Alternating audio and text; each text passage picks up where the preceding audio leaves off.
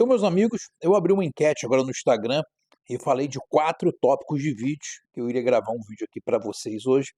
E eu coloquei lá um vídeo sobre o Oruan, um vídeo sobre a vida na América, uma coisa que a gente fala bastante aqui nesse canal, sobre a política do Rio de Janeiro, um tema que me interessa, que eu gosto, eh, ou um vídeo sobre o jiu-jitsu, que é um tema que eu gosto muito, mas que eu nunca gravei um vídeo para falar sobre jiu-jitsu. E já deixo aqui para vocês que eu tenho intenção de começar a gravar vídeos para falar sobre jiu-jitsu, que é um hobby que eu gosto, é o esporte que eu mais amo. Então, em breve eu vou gravar um vídeo sobre jiu-jitsu, vários, né? Vou gravar vários vídeos, mas eu queria falar sobre o tema que a enquete ganhou. A enquete ela ganhou política no Rio de Janeiro. E para falar de política no Rio de Janeiro, eu vou ter que falar também do que aconteceu com essa questão do Oruan, do MC Pose, de toda essa guerra cultural que se encontra no Rio de Janeiro. Eu coloquei até aqui um pouco desenhado, aqui escrito, para eu poder explicar para vocês. Uma das coisas que a gente precisa entender é que a guerra política ela não começa numa eleição, né? As pessoas que pensam isso pensam errado.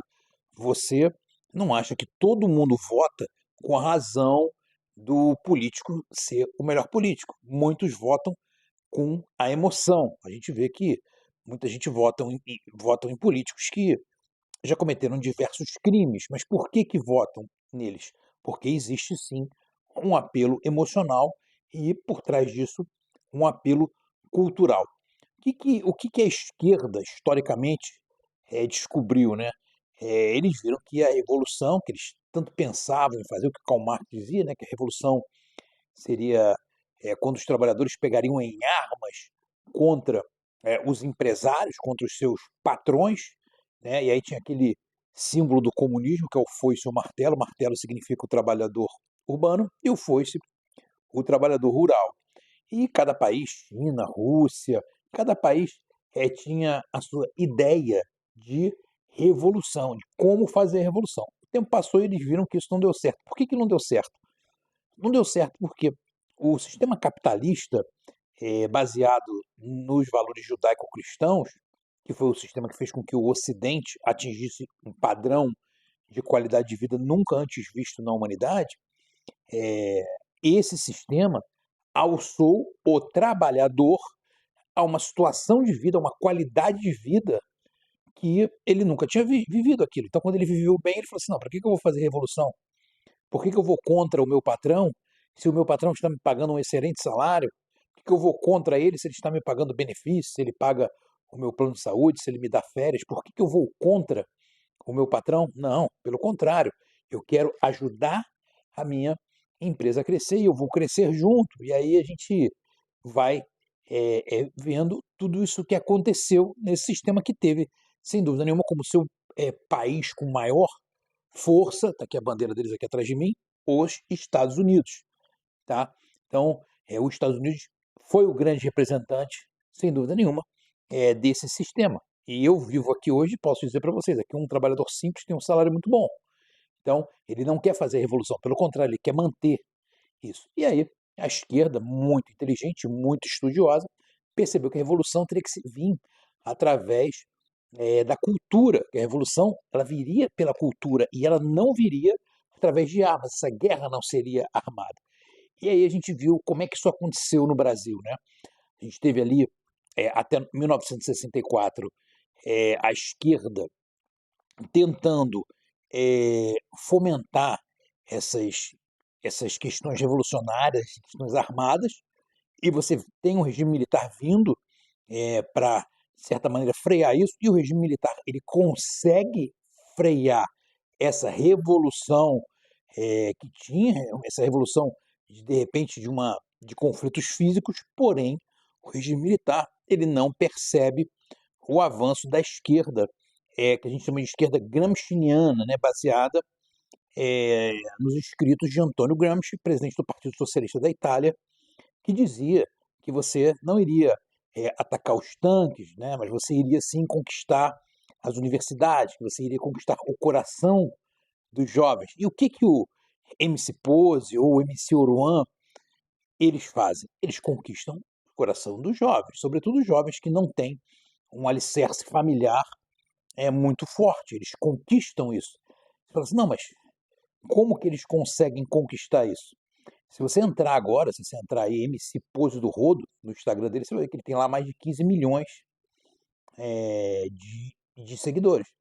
E tão logo ele foi solto pela polícia do Rio de Janeiro hoje, por uma decisão de um desembargador, eles já estão fazendo um evento lá de coleta de cestas básicas e doando na comunidade. Ou seja, eles sabem fazer o trabalho para você conquistar os corações e almas dos jovens. O jovem que está ali na favela, que está ali largado, que não, de repente não teve um bom pai, de repente não teve uma família estruturada, está vendo aquilo ali e falou: pô, peraí, esse cara está me ajudando. Aí o cara vai falar assim: ó, vai no show dele que vai ser gratuito, você não vai precisar pagar nada, você vai pegar uma bebida. Mas quem está pagando essa bebida às vezes é o crime organizado. Só que essa criança que às vezes está perdida numa favela, de uma família desestruturada, essa criança, ela vai acreditar nesse discurso que é feito por esses caras. Por isso que quando ele foi solto, eu não sei qual foi o presídio, se foi em Bangu, acho que foi em Bangu que ele foi solto, você tinha uma multidão de jovens na porta lá querendo tirar foto com o MC Pose e o Oruan que é filho do Marcinho VP, um dos chefes do Comando Vermelho, e eles não negam nos shows dele que eles têm um apreço por uma certa facção criminosa e as pessoas ostentam armas no seu show, até eles ostentam armas no seu show. Então, todo esse sistema muito bem pensado, porque tudo que a esquerda faz, ele é pensado. O próprio professor Olavo, que aqui nós temos uma foto dele, dizia isso. Não é o político, o vereador, o deputado de esquerda que entra com uma lei, não. As coisas vêm da universidade, vêm da academia. Que a esquerda tem uma doutrina muito forte. Aí eles escrevem livros, escrevem artigos e começam a colocar isso em prática. E essas coisas começam a funcionar. Por pior que possa parecer, para você que tem uma mentalidade mais tradicional, para você que tem uma família, você fala: não, mas eu nunca iria frequentar o show do Pose do Rodo. Pois bem, mas você não tem uma família desestruturada. Você não é um jovem, às vezes, que está sozinho dentro de uma favela. Isso é um fato. Como é que a gente vai fazer para fazer esse caminho de volta? Porque existe uma guerra cultural. E a direita não pensa em guerra cultural. A direita do Brasil, uma das decepções que eu tenho com a direita do Brasil, é que a direita do Brasil acha que vai resolver tudo através de eleições.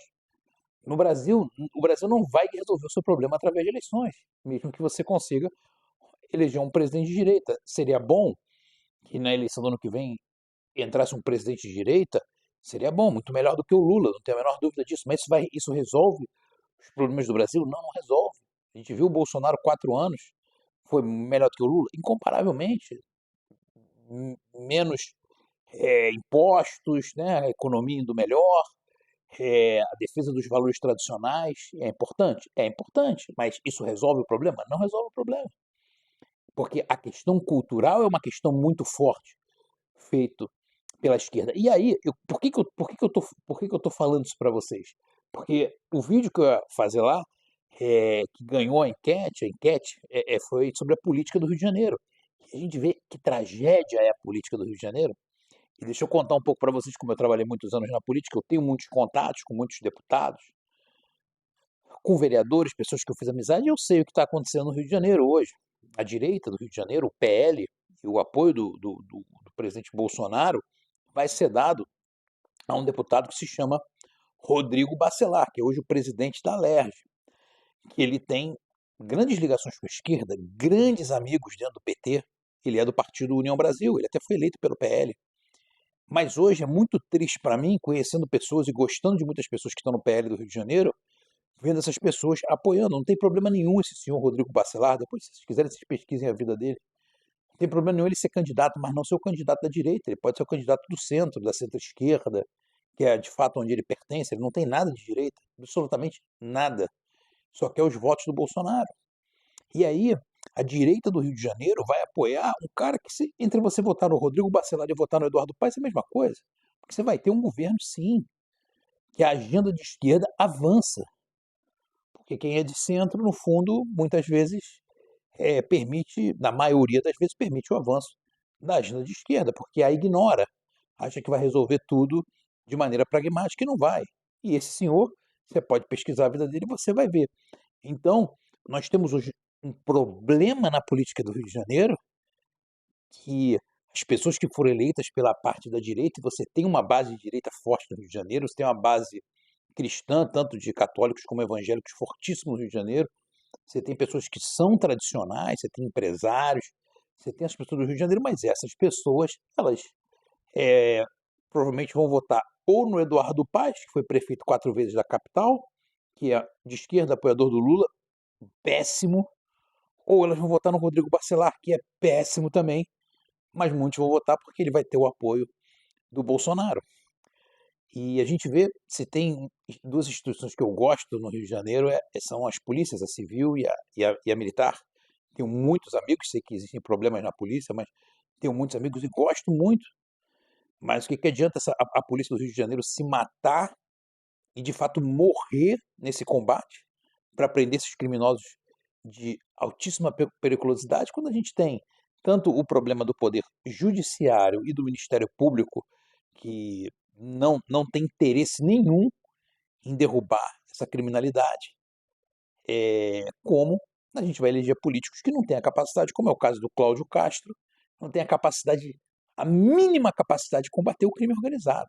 Se você entrar no Instagram do MC Pose do Roto, você vai ver lá a mulher dele que estava no Stories esculhambando o Cláudio Castro. E essa prisão do MC Pose do Rodo, ela não foi. É claro que ele estava cometendo crime, isso é inquestionável. Mas de repente ela não foi no time certo. Porque a situação do crime no Brasil se transformou em algo tão complexo que você precisa entender o time das coisas. Quem pediu essa prisão, não sei, eu não li o processo, e advogado não gosta de falar sem ler o processo. Mas essa prisão não teve time nenhum, é óbvio que ele ia ser solto, é óbvio que viria uma pressão popular contra, isso vai jogar contra a nossa polícia, que são as instituições que ainda fazem com que o Rio de Janeiro respire por aparelhos, a Polícia Civil e a Militar.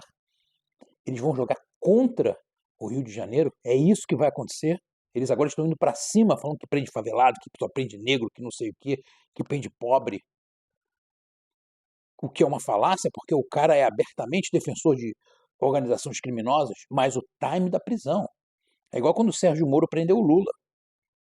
Todo mundo queria que o Lula fosse preso, estava comprovado os crimes que tinham sido praticados na época da Lava Jato. Porém, o time do Sérgio Moro foi um time errado. Ele precisava juntar mais e mais e mais e mais provas. Ele precisava comprovar o que era feito com o dinheiro da corrupção, não apenas a corrupção, mas o que era feito, que o dinheiro da corrupção estava sendo utilizado para fomentar ditaduras, governos genocidas. Isso não fez parte da Lava Jato. Se ele tivesse feito isso, que esse dinheiro foi utilizado para compra de votos, para desestabilizar eleições. O Sérgio Moro não sabia disso. O Sérgio Moro sempre achou que o Lula era apenas um populista, poxa. Ele é também populista, mas ele não é só um populista, ele é um comunista. Ele fomentou, com o dinheiro do povo brasileiro, o movimento comunista na América Latina. Ele fomentou ditaduras na África. Quantas pessoas não foram prejudicadas pelo Lula? E isso não fez parte da Lava Jato. Então ele errou o time. Mesma coisa na prisão do MC Pose do Rodo. Erraram o time, foi uma prisão precipitada, até porque você fazer uma prisão preventiva baseada em apologia ao crime, juridicamente não é o ideal, você precisaria avançar um pouco mais com esse processo. Eu não tenho acesso ao processo para dizer isso, mas é claro que você não foi o time. E aí ele ficou alguns dias preso, não sei se foi 4 ou 5 dias preso, e agora volta uma situação muito pior. Muito pior. Você imagina agora essa situação volta contra as instituições que ainda sustentam o Rio de Janeiro, que é a Polícia Militar e a Polícia Civil, que são das pouquíssimas que fazem um trabalho sério, porque eu não respeito. Sinceramente, é muito difícil respeitar as outras instituições, porque elas só fazem as coisas erradas. A polícia ainda faz muitas coisas boas ainda, defende o cidadão, né, troca tiro com bandidos, os policiais morrem, coitados, por um salário pequeno. Então, essa é a minha visão hoje em dia. E aí, qual é a solução que o PL do Rio de Janeiro apresenta? Ah, é um cara de centro-esquerda, que é ligado ao PT. O cara foi eleito para ser presidente da Assembleia Legislativa do Rio de Janeiro com apoio do PT e do PSOL. Ele teve todos os votos, não teve nenhum voto contra ele. Você acha que um presidente de uma casa legislativa, quando é eleito com todos os votos, quer dizer que ele é bom? O cara que é eleito com os votos do PT, ele é bom? O PT gostou dele? O PSOL gostou dele? O PCdoB gostou dele? Ele foi eleito porque ele é bom mesmo? Presidente da Alerj? É isso mesmo? Essa é a solução que o PL do Rio de Janeiro apresenta? São esses os nomes que você vai ter que votar? Então você vai votar no Eduardo Paes ou no Rodrigo Bacelar? Porque um dos dois vai ganhar a eleição. Então o Rio de Janeiro já está condenado. Rio de Janeiro tem mais 1 ano e meio de Cláudio Castro, que não tem condições de combater o crime, e depois tem mais 4 anos de Eduardo Paes ou Rodrigo Bacelar, que também não vão combater o crime. Que também não tem condições de combater o crime, né? Porque o cara, para ser governador do Rio de Janeiro e hoje em dia querer combater o crime, a primeira coisa que ele tinha que fazer é tirar a família dele da cidade. Né? Primeira coisa que ele tinha que fazer. De fato, as pessoas falam assim, a gente precisa de um Bukele. Sim, a gente precisa de um Bukele. Precisa de um Bukele. Mas a questão não é essa no Rio de Janeiro, a situação é diferente. Eu estou lendo esse livro aqui pela terceira vez, tá? Eu botei até uma foto ontem no Instagram. Pela terceira vez, ele já está todos aqui lido e relido e sublinhado. Aqui, ó. Então, assim, é um livro incrível do Roberto Motta, que fala sobre a construção da maldade, os índices de violência que chegaram ao Brasil. O Brasil, em 2017, ele teve 65 mil homicídios, foi o recordista mundial em homicídios. Só que o Brasil tem 65 mil homicídios, que menos de 2% são solucionados, encontram o responsável. Nos Estados Unidos, são 60% dos homicídios, eles encontram o responsável. Além desses 65 mil que morreram, 60 mil desapareceram. Ou seja, é possível que seja o dobro. É possível que o número de homicídios do Brasil, o Brasil tenha mais do que o dobro do que o número de homicídios do segundo colocado a nível, se fosse uma escala mundial. E aí tem um gráfico aqui que mostra a quantidade de países que somados tem para ter o mesmo número de homicídios do Brasil. Se você vai para a área do roubo, do crime de roubo, não existe, quase não existe apuração, as pessoas nem vão mais na polícia. Não existe solução. O roubo acontece, fica por isso mesmo.